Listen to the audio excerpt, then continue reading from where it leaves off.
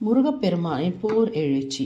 வீரபாகு முதலான சகல சேனாதிபதிகளும் முருகப்பெருமானிடம் யுத்த களத்தில் நடைபெற்ற விஷயங்கள் எல்லாம் ஒன்றுவிடாமல் தெரிவித்தார்கள். திருமுருகன் அவர்களை எல்லாம் அவர்களுடைய விடுதிகளில் சென்று தங்கியிருக்கும்படியாக கட்டளையிட்டார். அவர்களும் அப்பெருமானை வணங்கிவிட்டு தங்கள் இருப்பிடங்களை நோக்கிச் சென்றார்கள். அதே சமயத்தில் சூரபத்மன் தன்னுடைய தூதர்களின் மூலமாக தன் குமாரனின் தோல்வியை பற்றி தெரிந்து கொண்டான். பிறகு அவன் தன் மனதிற்குள் அந்த பாலகனை நானே நாளைய தினம் நேரில் யுத்தத்திற்கு சென்று போரிட்டு வெல்லப் போகிறேன், இது உறுதி என்று கூறிக்கொண்டான். இந்த எண்ணத்தோடு அன்றிரவு முழுவதும் அதிக கவலையோடு காணப்பட்ட அவன் மறுநாள் காலை விடிந்ததும் தன் தூதர்களை நோக்கி அந்நகரத்தில் ஆங்காங்கே இருக்கும் தன்னுடைய படைகளை எல்லாம் திரட்டி கொண்டு ஒன்று சேர்ந்து அழைத்து வரும்படியாக கட்டளையிட்டான். அதன்படியே அவனுடைய வசத்தில் இருக்கும் லட்சம் வாகினி எண்ணிக்கையுள்ள அசுர படை வீரர்கள் அனைவரும் ஒருமுகமாக திரண்டு வந்து நின்றார்கள். மாளிகை ஒன்றின் உச்சியில் நின்ற வண்ணம் சூரபத்மன் அவ்வீரர்களை எல்லாம் பார்த்து பெருமிதம் கொண்டான். பிறகு அவன் ரத்தினங்களால் இழைக்கப்பட்டிருக்கும் ஒரு திவ்யமான மகாதனுசை கையில் எடுத்துக்கொண்டு தங்கமயமான அஸ்திரங்களால் நிரம்பிய அம்புரா துணிகளையும் தண்டாயுதம், பட்டாக்கத்தி, கைக்கத்தி, வால்கத்தி, கண்டரக்கோடாலி ஆகிய ஆயுதங்களை தாங்கியும் இரத்தினமயமான இந்திரலோகத்தேரில் ஏறி அமர்ந்து கொண்டு தன் மாளிகையை விட்டு புறப்பட்டான். அவனை புடைசூழ்ந்த மந்திரி பிரதானிகளும் சேனாபதிகளும் சர்வாயுத பாணிகளாக தனித்தனி ரதங்களில் அணிவகுத்து சென்றார்கள். அவர்கள் ராஜவீதியை கடந்த கோபுரவாசலுக்கு வந்ததும் சூரபத்மனானவன் தன் தம்பிமார்களின் புதல்வர்களான அதிசூரனையும் அசுரசேனையும் படைத்தலைவர்களையும் முடிசூட்டி அவர்களை தனக்கு முன்பாக போர்க்களத்திற்கு அனுப்பி வைத்தான். அப்பொழுது காகல, பேரி, படகம், மட்டு, டிண்டிமம், ஜர்ச்சரம் முதலான வாத்தியங்கள் பெரிதாக முழக்கமிட்டன. சங்கம், புல்லாங்குழல், வீணை போன்ற இனிய வாத்தியங்கள் கருவிகளும் வாசிக்கப்பட்டன. குதிரைகளின் கனைப்பு சப்தங்களும் மதம் கொண்ட யானைகளின் பிளிரல் ஓசைகளும் சுற்றிலும் ஓடிச் சென்று கொண்டிருக்கும் தேவர்களுடைய ரதங்களின் சக்கர ஓசைகளும் சேனா வீரர்களின் மகிழ்ச்சி ஆரவார முழக்கங்களும் கட்டியக்காரர்கள் இசைக்கும் துதிப்பாடல்களும் ஒன்று சேர்ந்து கொண்டு பிரளய கால சமுத்திரத்தின் ஓசையை விட பெரிதாக தோன்றச் செய்தது. இத்தகைய ஆரவாரங்களுக்கிடையே சூரபத்மன் தன்னுடைய சேனா வீரர்கள் புடைசூழ போர்க்களத்தை அடைந்தான். அசுரனுடைய வருகையை பற்றி சண்முகப் பெருமானிடம் தெரிவித்த தேவேந்திரன், மகாபிரபுவே, பக்தர்களையும் உலகத்தையும் காக்கும் பெருமானே, இப்பொழுது மகா கொடியவனாகிய சூரபத்மன் தன் படைகளோடு போரிடுவதற்காக யுத்த களத்தை நோக்கி புறப்பட்டு வந்துவிட்டான். அவனோடு தாங்கள் போரிட்டு அவனை விரைவில் வென்றுவிட வேண்டும் என்று கூறி வேண்டினான். முருகப்பெருமான் அப்படியே ஆகட்டும் என்று புன்சிரிப்போடு கூறிவிட்டு தம்முடைய ரதசாரதியான வாயுதேவனிடம் விரைவில் ரதத்தை கொண்டு வரும்படியாக கட்டளையிட்டார். வாயுதேவனும் ரதத்தை ஒரு நொடி பொழுதில் அவருடைய முன்னிலையில் கொண்டு வந்து நிறுத்தியதும் அதில் ஏறி அமர்ந்து கொண்டு முருகப்பெருமான் சகல தேவர்களும் புடைசூழ சகல இன்னிசை கருவிகளும் முழக்கமிட யுத்த களத்தை நோக்கி புறப்பட்டார். அவரோடு சகல பூதப்படைகளும் பேரிரைச்சலோடு அணிவகுத்து சென்றன. சூரியனையே மறைக்கும்படியான வகையில் புழுதி படலங்களை கிளப்பிய வண்ணம் அவர்கள் அனைவரும் போர்க்களத்தை அடைந்து அசுரப்படைகளை சூழ்ந்து கொண்டார்கள். அப்பொழுது பூதகணங்கள் பெரிய பெரிய மலைகளையும் மரங்களையும் பிடுங்கி எடுத்து கற்பாறைகளையும் தகர்த்தெடுத்து கொடியவர்களான அசுரர்களின் மீது வீசி எறிந்து அவர்களை உயிர் இழக்கச் செய்தார்கள். உடனே கோபம் கொண்டெழுந்த அசுரப்படையினர் பயங்கரமான பல ஆயுதங்களை எடுத்து பூதப்படைகளின் மீது வீசி எறிந்தார்கள். அதை கண்டதும் பூதப்படைகள் நூற்றுக்கணக்கான அசுரர்களை வாரி எடுத்து நிலத்தில் சுழற்றி அடித்தார்கள். இப்படியாக பல அசுரர்களையும் யானைகளையும் குதிரைகளையும் அவர்கள் கொன்று குவித்தார்கள். அதன் பிறகு அவ்விரு திறத்தாரிடையே அதிமூர்க்கமான வாட்போர் நிகழ்ந்தது. பூதப்படையினர் தண்டாயுதம், கத்தி, பானம் முதலான அநேக விதமான ஆயுதங்களினால் ஏராளமான அசுரர்களை கொன்றார்கள். அந்த போர்க்களம் எங்கிலும் அசுரர்கள் முண்டங்கள் நிரம்பி கிடந்தன. அவர்களில் உடலில் இருந்து பெருகி விழுந்த இரத்தமானது இரத்த ஆறாகவே பெருகி ஓடியது. தன் இனத்து படைகளின் இத்தகைய அவல நிலையை கண்டதும் சிம்மமுகனின் மகனாகிய அதிசூரன் 10,000 குதிரைகள் கட்டப்பட்ட தேரில் ஏறி அமர்ந்து கொண்டு யுத்த களத்திற்குள் புகுந்தான். அவன் பூதப்படைகளின் மீது ஏராளமான பானங்களை பிரயோகித்த போது பூதப்படையை சேர்ந்த மகாபலவான் ஆகிய உக்ரன் என்பவன் அந்த அசுரகுமாரனுடைய மார்பை குறிப்பார்த்து தன்னுடைய தண்டத்தால் ஓங்கி அடித்தான். அதனால் அதிசூரனுடைய மார்பு கவசம் பிளக்க ஆத்திரப்பட்டு அவன் அளவு கடந்த கோபாவேசத்தோடு உக்ரனை நோக்கி 1,00,000 பானங்களை வர்ஷித்தான். உடனே உக்ரன் பிரம்மாண்டமான ஒரு மலையை பிடுங்கி அசுரனுடைய ரதத்தை நோக்கி வீசி எறிந்தான். அந்த மலை விழுந்ததால் அந்த தேரானது சில்லு சில்லாக உடைந்து நிலத்தில் விழுந்தது. உக்ரன் அதிசூரன் போராட்டம். மற்றொரு தேரின் மீது அதிசூரன் ஏற முயன்ற பொழுது அவனுடைய குதிரைகளை தன்னுடைய காலினால் உதைத்து கீழே விழச் செய்தான் உக்ரன். அதை கண்டதும் அசுரகுமாரன் அவன் மீது 100 அஸ்திரங்களை பொழிந்தான். அப்பானங்களை எல்லாம் தன்னுடைய தண்டத்தினாலேயே அடித்து தூளாக்கி விட்டான் உக்ரன். அசுரகுமாரனோ வேறொரு ரதத்தில் ஏறிக்கொண்டு மகா கொடூரமான அக்னேயாஸ்திரத்தை அவன் மீது பிரயோகித்தான். அந்த அக்னேயாஸ்திரம் வில்லிலிருந்து புறப்பட்டதும் 100 கிளைகளாக பிரிந்து ஏராளமான தீப்பொறிகளையும் கக்கிக்கொண்டு பெருத்த சப்தத்தோடு 10 திக்குகளிலும் ஒளி வெள்ளத்தை சிந்திய வண்ணம் உக்ரனுடைய சமீபத்தில் வந்தது. உக்ரன் சட்டென்று தன் மனதில் முருகப்பெருமானை தியானித்த வண்ணம் அந்த அக்னேயாஸ்திரத்தை அப்படியே கையில் பிடித்து லபக்கென்று வாயில் போட்டு விழுங்கிவிட்டான். அதை கண்டதும் பெருத்த கோபமடைந்த அசுரகுமாரன் ஜலமயமான வர்ணாஸ்திரத்தை அவன் மீது பிரயோகம் செய்தான். அந்த வர்ணாஸ்திரம் அதிக சப்தத்தோடு சமுத்திரமானது அலைகளோடு கரையை உடைத்து கொண்டு வருவதைப் போல வெளிப்பட்டு கிளம்பி வந்து உக்ரனின் அருகில் சென்று அதையும் கையில் பிடித்து வாயில் போட்டு உக்ரன் விழுங்கிவிட்டான். உடனே அதிசூரன் பிரம்மாஸ்திரத்தை பிரயோகித்தான். அந்த பிரம்மாஸ்திரமோ திக்குகள் எங்கிலும் பேரிரைச்சலை முழக்கி கொண்டு 4 முகங்களோடு ஏராளமான பிரிவுகளாக பிரிந்து கிளம்பி வாயை திறந்த வண்ணம் அதிவேகத்தோடு உக்ரனின் சமீபத்தை அடைந்தது. அந்த அஸ்திரத்தையும் எடுத்து விழுங்கிவிட்டான் உக்ரன். இப்படியாக அசுரன் பிரயோகித்த சக்தி வாய்ந்த அஸ்திரங்களை எல்லாம் உக்ரன் அனாயாசம் விழுங்கி ஏப்பம் விட்டு கொண்டே இருந்தான். அதை கண்டு அடங்கா கோபம் கொண்ட அதிசூரன் சக்தி வாய்ந்த நாராயண அஸ்திரத்தை எடுத்து பிரயோகித்தான்.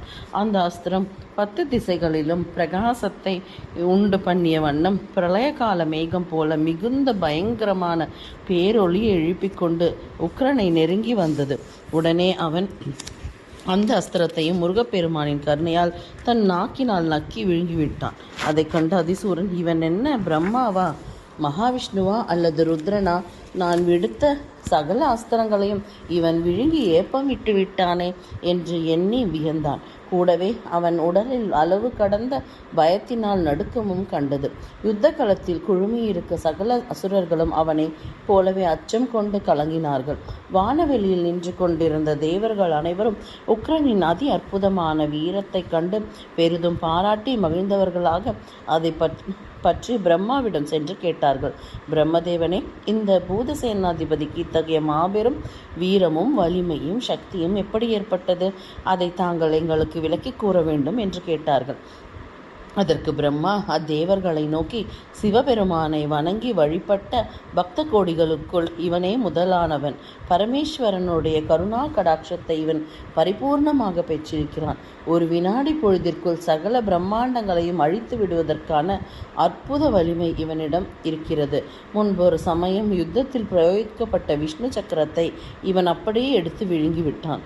அதனால் இவன் பூதகணங்களுக்கெல்லாம் மேலானவனாக திகழ்கிறான். பரமேஸ்வரனின் குமாரனான சண்முகரிடம் பக்தி கொண்டவர்களும் உலக நன்மையை கருதுபவர்களும் தேவாசுரர்களால் வழிபட தகுந்தவர்களுமான பக்தர்களுக்கு செய்ய முடியாத காரியம் என்பது ஏது என்று கூறி முடித்தார். அதை கேட்டதும் ஆனந்த பரவசத்தில் விழிகளில் இருந்து நீர் பெருக உடல் சிலிர்க்க தேவர்கள் அனைவரும் முருகப்பெருமானை தியானித்த வண்ணம் மீண்டும் யுத்த காட்சியை காண விரும்பி வானவீதியில் பரவி நின்றார்கள். அப்பொழுது அதிசூரன் மிக கொடியதான பாசுபதாஸ்திரத்தை எடுத்து அவன் மீது பிரயோகித்தான். அந்த அஸ்திரமோ பிரம்மாண்டம் முழுவதையும் பேரொளியால் கிடுகிடுக்கச் செய்த வண்ணம் அதிப்பிரகாசமாக ஜுவலித்து கொண்டு சகல உலகங்களையும் பூத தலைவர்களையும் நடுநடுங்க வைத்த வண்ணம் பூத சேனைகளை விரட்டிச் சென்றது. உக்ரனோ தன் உள்ளத்தில் பரமசிவனை பக்தி பெருக்கோடு தியானித்த வண்ணம் உடல் நடுங்க தலை குனிந்து நின்றான். மகா கொடியதான அந்த பாசுபதாஸ்திரம் உக்ரனை தீண்டாமலேயே அங்கிருந்து திரும்பிச் சென்று பரமசிவனிடத்திலேயே அடைக்கலம் புகுந்து விட்டது. அந்த அஸ்திரத்தில் பரமசிவன் முன்பு ஒரு சமயம் அதிசூரனுக்கு அளிக்கும் பொழுது, அசுரனே, ஆயுதம் தரித்திராத ஒருவனை நோக்கி, இந்த பாசுபதாஸ்திரத்தை நீ பிரயோகித்தால் இந்த அஸ்திரம் மீண்டும் என்னிடமே விரைந்து வந்து சேர்ந்துவிடும் என்று கூறியிருந்தார். அதன்படியே இப்பொழுது உக்ரனை நோக்கி அவன் பிரயோகித்த அந்த அஸ்திரம் சிவனிடமே திரும்பிச் சென்று விட்டது. பாசுபதாஸ்திரமும் வீணாகிவிட்டதைக் கண்ட அதிசூரனும் மற்ற அசுர வீரர்களும் மதிக்குழம்பி நிலை குலைந்தார்கள். அவர்களுடைய தேகங்களில் அச்சமும் நடுக்கமும் ஏற்படத் தொடங்கின. அதே சமயத்தில் பூதப்படையினரோ அளவு கடந்த மகிழ்ச்சி பெருக்கில் ஆரவாரம் செய்து ஆடிப்பாடினார்கள். அவர்களின் மீது தேவர்கள் மலர் மாறி பொழிந்தார்கள். அந்த காட்சிகளை எல்லாம் கண்டு அளவற்ற ஆத்திரமும் பொறாமையும் கொண்ட அதிசூரன் விர் என்று தன் ரதத்தை விட்டு கீழே இறங்கி கையில் தண்டத்தை எடுத்து சுழற்றிய வண்ணம் உக்கிரனை நோக்கி பாய்ந்தோடி வந்தான். உக்கிரனுடைய மார்பில் தன்னுடைய தண்டத்தால் அசுரகுமாரன் ஓங்கி அடித்த பொழுது அந்த தண்டத்தையே அவன் கையிலிருந்து பிடுங்கி அதை கொண்டு அவனை பலமாக அடித்து உக்கிரன் கொன்று விட்டான். அதை கண்டதும் பூதப்படையினர் மகிழ்ச்சி பெருக்கோடு ஆரவாரம் செய்தார்கள். உடனே தாரகனின் மகனான அசுரேந்திரன் போரிட முன்வந்து உக்கிரனின் மீது சரமாரியாக பானங்களை தொடுத்தான். அப்பானங்களில் உக்கிரத்தை தாங்க முடியாமல் பூதப்படைகள் ஓட்டம் பிடித்தார்கள். அப்பொழுது கனகன் என்னும் பூத வீரன் அசுரேந்திரனுடன் போரிட முன்வந்தான். அசுரன் அவன் மீது ஒரு பானத்தை விட்ட பொழுது கனகன் அதை தன்னுடைய ஒரு கையினாலேயே தட்டிவிட்டு அசுரனுடைய ரதத்தில் ஏறி அவன் சாரதியை அடித்து கொன்றுவிட்டு அசுரனுடைய வில்லின் நாணையும் பற்களால் கடித்து துண்டுகளாக்கி போட்டான். பிறகு அவன் ஒரு பெரிய மலையை எடுத்து அதை அசுரனை நோக்கி வீசி எறிந்தான். உடனே அசுரன் மற்றொரு பெரிய வில்லை எடுத்து கூர்மையான 8 பானங்களினால் மலையை பிளந்து தள்ளினான். பிறகு அவன் 1000 பானங்களை பிரயோகித்து கனகனை பூமியில் விழும்படி செய்தான். கனகன் கீழே விழுந்ததும் அசுரேந்திரன் மற்றொரு சாரதியை அமர்த்தி கொண்டு பூதசேனைகளை நாலாபுறங்களிலும் விரட்டிய வண்ணம் வந்து கொண்டிருந்த பொழுது உன்மத்தன் என்னும் பூதவீரன் வேகமாக ஒரு மலையை பிடுங்கி அவனோடு எதிர்த்து அவனுடைய தேரில் கட்டியிருந்த குதிரைகளை கொன்று போட்டான். அதை கண்டதும் அசுரேந்திரன் அவன் மீது ஏராளமான பானங்களை பிரயோகித்து அவன் உடலில் இருந்து தாரை தாரையாக இரத்தம் பெருகி விழும்படி செய்தான். அதனால் உன்மத்தன் மூர்ச்சித்து கீழே விழுந்ததும் பூதப்படையை சேர்ந்த மத்தன் என்னும் வீரன் ஒரு பெரிய மலையை பிடுங்கி அசுரனை நோக்கி ஓடி வந்தான். அவன் மேல் அசுரன் 10 பானங்களை பிரயோகித்தும் மத்தன் அதிக கோபாவேசத்தோடு தன் கையில் இருந்த மலையை அவனை நோக்கி வீசி எறிந்தான். அந்த மலையை தன் மார்பினாலேயே தூள் தூளாக்கி விழச் செய்த அசுரன் மிக கூர்மையான 1000 பானங்களை அவன் மீது சரமாரியாக பொழிந்தான். அப்பானங்கள் உடலெங்கும் தாக்கியதால் மத்தன் சுயநினைவிழந்து கீழே சாய்ந்தான். அடுத்ததாக சிம்மன் என்னும் வீரன் ஒரு மலையை பிடுங்கி எடுத்து வந்து அதை அசுரேந்திரனின் மீது வீசி எறிந்தான். அசுரனோ அந்த மலையை ஒரு அம்பினாலேயே தூள் தூளாக்கி விட்டான். மற்றும் அவனால் விடப்பட்ட தண்டாயுதத்தை அநேக பானங்களினாலும் சிதறச் செய்தான். அவனையும் மயங்கி கிடக்கச் செய்தான். அதன் பிறகு அசுரேந்திரன் பூதசேனைகளை விரட்டி சின்னாபின்னப்படுத்திவிட முயன்றபோது ரதத்தின காலிகளின் வியர்வை துளிகளிலிருந்து உற்பத்தியான 1,00,000 வீரர்களில் ஒருவனான தண்டகன் என்பவன் அந்த அசுரகுமாரன் மீது 1000 பானங்களை பிரயோகித்தான். உடனே அசுரன் அதிக கோபமடைந்து அவனுடைய நெற்றியை குறிப்பார்த்து பல கூர்மையான பானங்களை போட்டு அவனையும் மூர்ச்சித்து கீழே விழச் செய்தான். அதன் பிறகு சோமகன் என்னும் பூதப்படை தலைவனுக்கும் அசுரேந்திரனுக்கும் கைகலப்பு ஏற்பட்டது. அவனை நோக்கி அசுரகுமாரன் ஏராளமான பானங்களை பிரயோகித்த போது சோமகன் 1000 பானங்களை போட்டு அவனுடைய ரதத்தையும் ரதசாரதியும் வீழ்த்திவிட்டான். உடனே அசுரன் வேறொரு ரதத்தில் ஏறி அமர்ந்து ஒப்பற்ற ஒரு வேலாயுதத்தை எடுத்து அவன் மீது வீசி எறிந்தான். அதனால் சோமகன் மூர்ச்சித்து கீழே விழுந்தபோது விஜயன் என்னும் வீரன் விரைந்தோடி வந்து 1000 பானங்களால் அசுரனுடைய சாரதியையும் உறுதியான வில்லையும் முறியடித்து கீழே தள்ளினான்.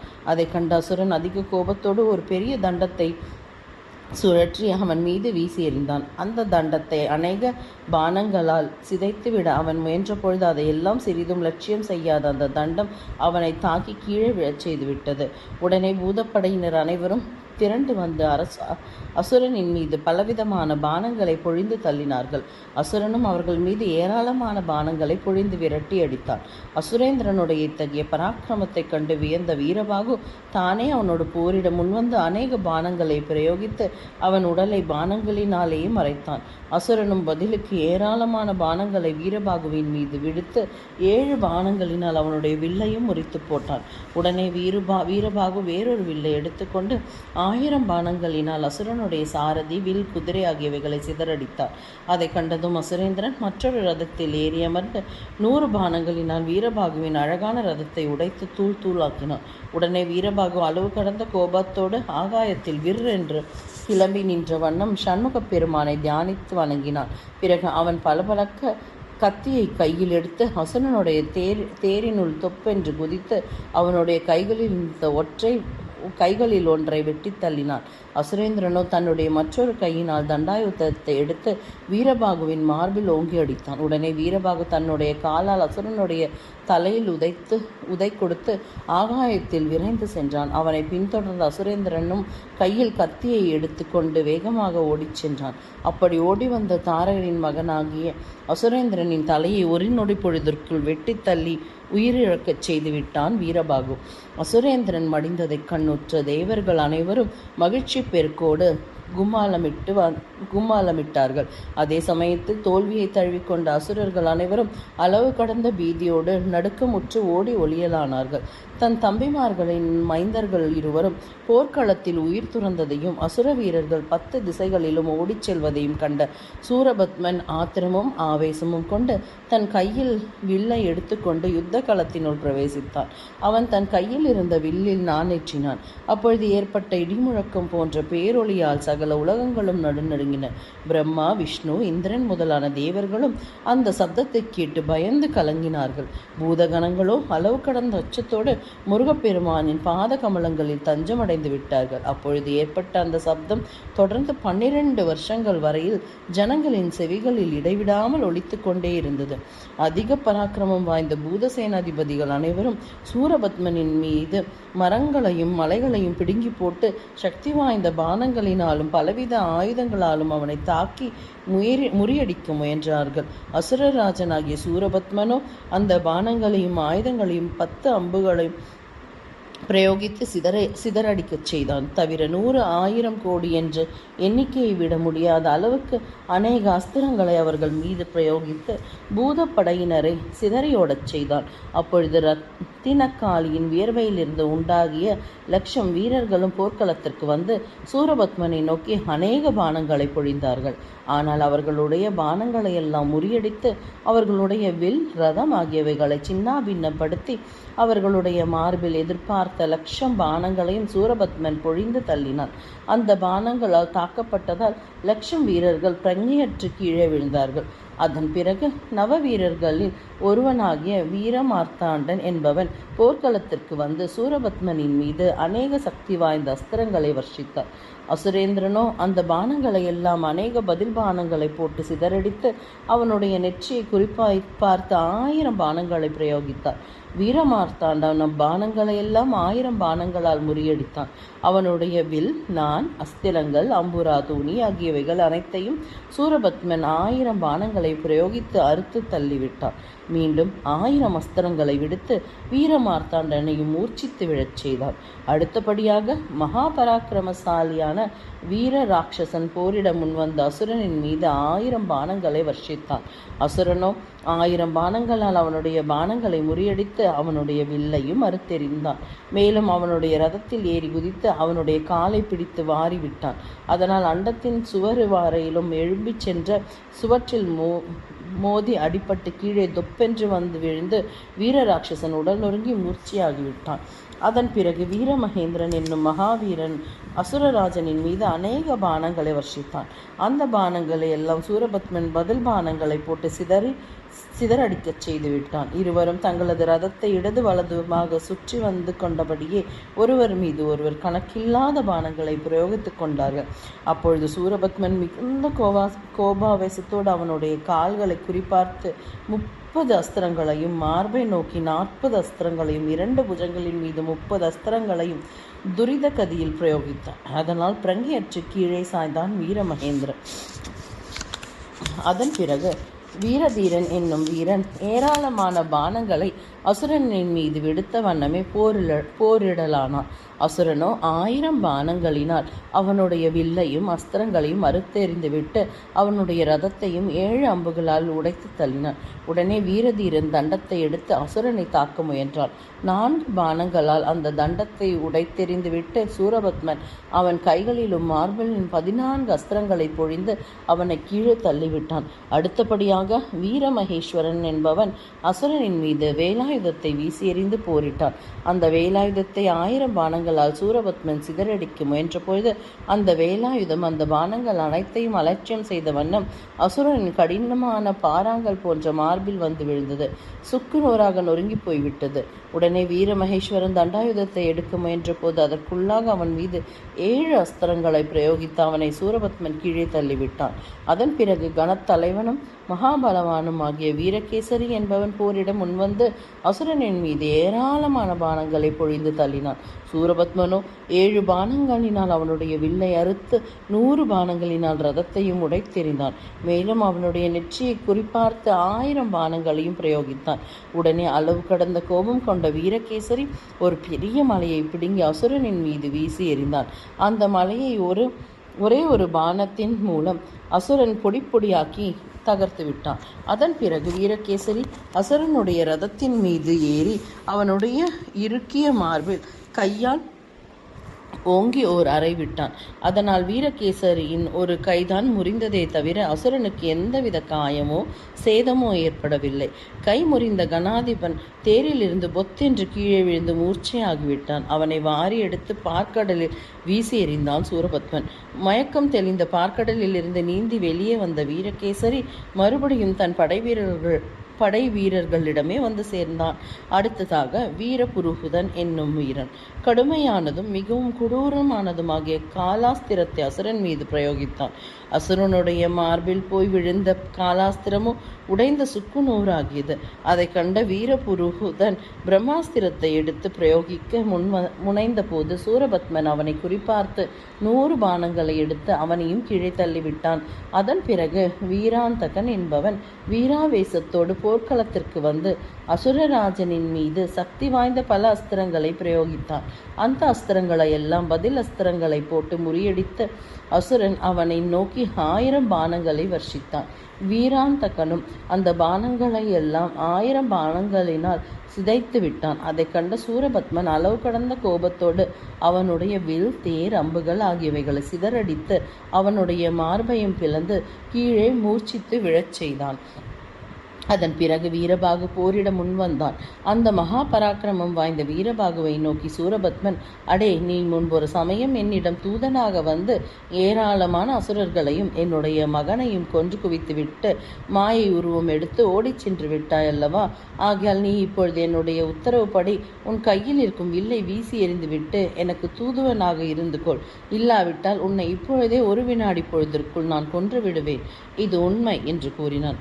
அதற்கு வீரபாகு அவனை நோக்கி, அசுரனே, நான் முன்பு உன்னிடம் தூதனாக வந்த சண்முகப் பெருமானின் கட்டளை படித்தார். இப்பொழுது அவரது கட்டளைப்படி ஒரு போர் வீரனாக இங்கே வந்திருக்கிறேன். அதனால் நீ என்னோடு வீணாக வாதம் எதுவும் செய்யாமல் யுத்தம் புரிய முன்வருவதுதான் நல்லது என்று மொழிந்தான். அதன் பிறகு அவ்விருவருக்கிடையே அதிபயங்கரமான போர் மூண்டது. சூரபத்மன் வீரபாகுவின் மீது அத்தியாவேசத்துடன் 1000 கோடி அம்புகளை விடுத்தான். வீரபாகுவும் பதில் அம்புகளை போட்டு அவனுடைய அம்புகளை எல்லாம் சின்னாபின்னப்படுத்தி விட்டார். மறுபடியும் சூரன் பிரயோகித்த 1,00,000 பானங்களை வீரபாகு கோடி பானங்களினால் வீணாகச் செய்துவிட்டான். அதன் பிறகு இருவரும் கோடிக்கணக்கான பானங்களை ஒருவர் மீது ஒருவர் பொழிந்து கொண்டார்கள். சூரபத்மன் அவனுடைய அஸ்திரங்களை எல்லாம் சிதறடித்துவிட்டு 8 பானங்களையும் அவனுடைய மார்பிலும் கையிலும் குறிப்பார்த்து பிரயோகித்தான். பிறகு அசுரன் அவனுடைய ரதசாரதியை கோடி பானங்களை போட்டு கொன்றுவிட்டு 50 பானங்களினால் அவனுடைய ரதத்தையும் உடைத்தெறிந்தான். வீரபாகு விரைவாக மற்றொரு ரதத்தில் ஏறிக்கொண்டு வாவியம், அக்னேயம் ஆகிய 2 அஸ்திரங்களை சேர்த்து அசுரனின் மீது பிரயோகித்தான். அதிபலசாலியான சூரபத்மனோ அந்த அஸ்திரங்களுக்கு பதில் அஸ்திரத்தை தொடுக்காமல் வாளாயிருந்து விட்டான். அந்த ஒரு அஸ்திரங்களும் பாறாங்கல்லை காட்டிலும் அது அதிக உறுதியான சூரனின் மார்பின் மத்தியில் போய் விழுந்தது. தூள் தூளாக சிதறிவிட்டது. அதை கண்ட வீரபாகு அவன் மீது யமாஸ்திரம், சூர்யாஸ்திரம் ஆகிய 2 அஸ்திரங்களையும் சேர்த்து விடுத்தான்.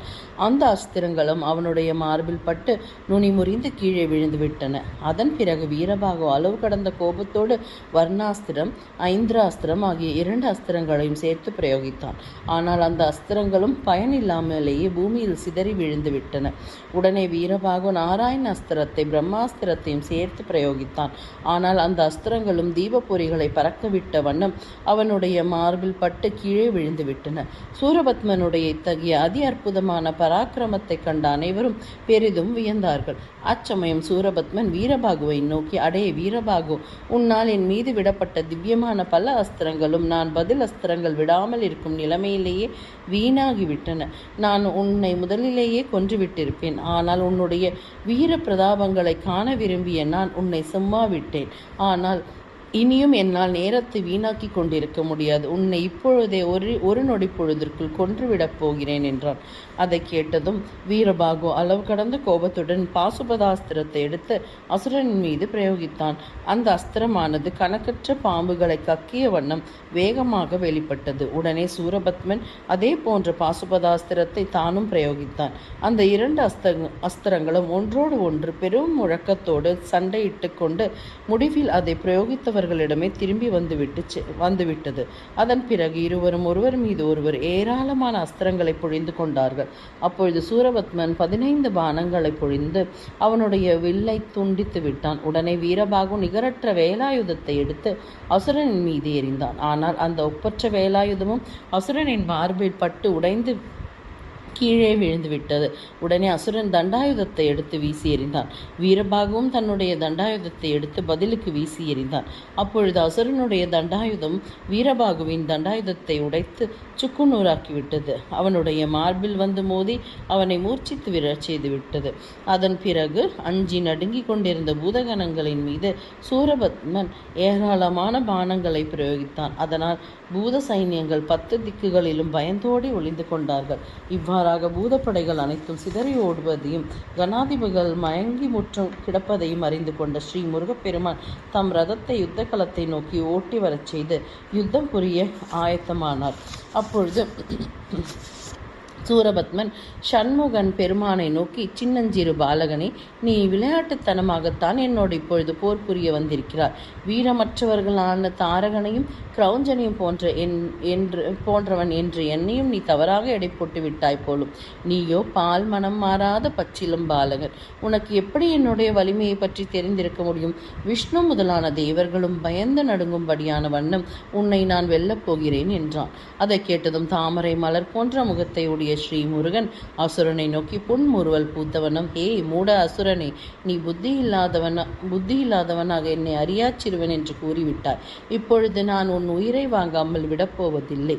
அண்டங்கள் அனைத்தையும் பஸ்மமாக்க மகாதேவனுடைய நெற்றிக் கண்ணிருப்பின் ஒரு சிறிய பொறியை போதுமானதாகும் என்று கூறினார். உடனே அடங்கா கோபத்துடன் சூரபத்மன் ஒரு பெரிய தனுசை கையில் எடுத்தான். அந்த தனுசானது மதுவை கொன்றவரும் உலகளந்த பெருமாளும் ஆகிய மகாவிஷ்ணுவின் திருமேனியைப் போல் அதி அற்புதமான தோற்றத்தோடு திகழ்ந்தது. அவன் அந்த தனுசில் நாணேற்றியவுடன் அதிலிருந்து கிளம்பிய சப்தத்தினால் 7 சமுத்திரங்களும் ஒன்று சேர்ந்து கரை புரண்டு ஓடுவதைப் போல் இருந்தது. உடனே தேவசேனாதிபதியாக ஸ்ரீ குகனும் காலாக்னி ருத்ரமூர்த்தியும் போல் திகழும் மிகச் சிறந்ததான ஒரு தனுசை கையில் எடுத்து அதை நாணேற்றி மீட்டி பேரொளி எழுப்பச் செய்தார். அண்டங்கள் அனைத்தும் ஏக காலத்தில் வெடித்ததை போன்ற பெரும் சப்தம் அப்பொழுது உண்டாயிற்று. அதன் பிறகு சூரபத்மன் அவருடைய தேகத்தில் ரதத்திலும் ஏராளமான பானங்களை பிரயோகித்து நிரப்பினான். முருகப்பெருமானோ கணக்கில்லாத பானங்களை பொழிந்த ஆகாயத்தின் மத்தியையும் அப்பானங்களினாலேயே மறைத்து விட்டார். சூரபத்மன் அளவு கடந்த கோபத்தோடு அவருடைய பானங்களை எல்லாம் முறியடித்து அவரை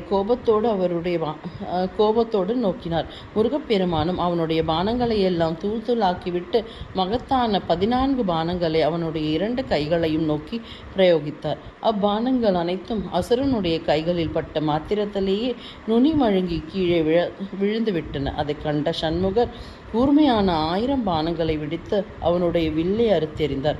அதன் பிறகு அசுரன் வேலாயுதத்தை எடுத்து அவரை நோக்கி பிரயோகித்தான். அந்த வேலாயுதத்தை 14 பானங்களால் முருகப்பெருமான் முறியடித்து விட்டார். அதன் பிறகு இருவரும் ஏராளமான பானங்களை பொழிந்த வண்ணமே அதி ஆவேசமாக போர் புரிந்தார்கள். சூரபத்மன் அவருடைய கையில் 7 பானங்களை பிரயோகித்தான். அப்பானங்கள் அனைத்தும் அப்பெருமானுடைய புஜத்தில் பட்ட மாத்திரத்திலேயே தூள் தூளாகி கீழே விழுந்து விட்டன. உடனே முருகப்பெருமான் அளவு கடந்த கோபாவேசத்தோடு 14 பானங்களை அவனுடைய வில்லையும் 1000 பானங்களால் அவனுடைய தேரையும் 14 லட்சம் அஸ்திரங்களால் உறையிட்டு மூடப்பட்ட நிலையில் அணிவகுத்து நின்றிருந்த ஏராளமான ரதங்களையும் வரிசையாக உடைத்தெறிந்தார். உடனே சூரபத்மன் பேரொளியோடு கர்ஜித்த வண்ணம் தன்னுடைய சூலத்தை விட்டெறிந்தான். அந்த சூலத்தை 4 பானங்களினால் முருகப்பெருமான் தகர்த்தெறிந்து விட்டார். மேலும் 7 பானங்களினால் அவனுடைய வெண்கொடையும், 1 பானத்தினால் அவனுடைய கிரீடத்தையும் மற்றும் பல பானங்களால் அவன் உடலில் அணிந்திருந்த ஆபரணங்களை எல்லாம் அறுத்து கீழே விழச் செய்தார். சூரபத்மனோ வெட்கி தலை குனிந்து பரிதாபமான நிலையில் நின்றான்.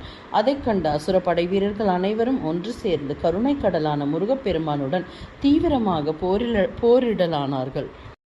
வெற்றிவேல் முருகனுக்கு அரஹரோஹரா.